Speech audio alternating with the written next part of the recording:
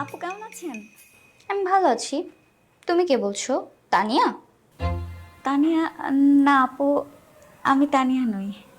আমি মিরাজের। ও আচ্ছা, বুঝতে পেরেছি। তাহলে তুমি সেই মেয়েটা না, গত পরশু মিরাজ যাকে আমাদের বাসায় নিয়ে এসেছিল? রেহানা, রাইট? না না আপু, আমি রেহানা না। ও, তাহলে কি? ও, মারিয়া। ওই যে 6 মাস ধরে যে তোমাদের মধ্যে ঝামেলা চলতেছে, তুমি ওই মেয়েটা নিশ্চিত? মারিয়া? না আপু, আমার নাম মারিয়াও না। ও আচ্ছা আচ্ছা, তাহলে তুমি ওই মেয়েটা, যে মেয়েটার সাথে অনেক আগে ব্রেকআপ হয়েছিল, ঝামেলা হয়েছিল, আমি কথা বলেছিলাম। ইয়ে মানে, জি আপু। আচ্ছা আপু প্লিজ বলেন না, মিরাজ কয়জনের সাথে প্রেম করে? না, ও আসলে 2 দিন পর পরই এক একটা মেয়েকে নিয়ে বাসায় আসে, তো এই জন্য কে কোনটা আমি না বুঝতে পারি না, কে ওর গার্লফ্রেন্ড কে ওর বান্ধবী।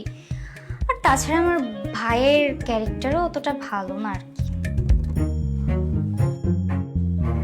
কি রে, তুই আমার ফোন দিয়ে কার সাথে কথা বলছিস? তোকে যেন কি ফোন দিয়ে গালাগালি করে শেষ করে দিচ্ছে। কি?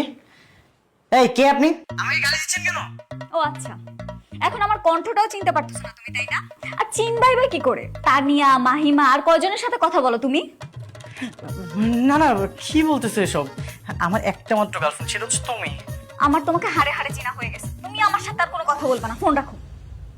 আরে তুই আর আমার সাথে কোনো কথা বলবি না? আমার সাথে লাগতে আসলে এরকমই হবে। কত কষ্ট করে সবকিছু ঠিকঠাক করলাম, সব গোলমাল করে দিল।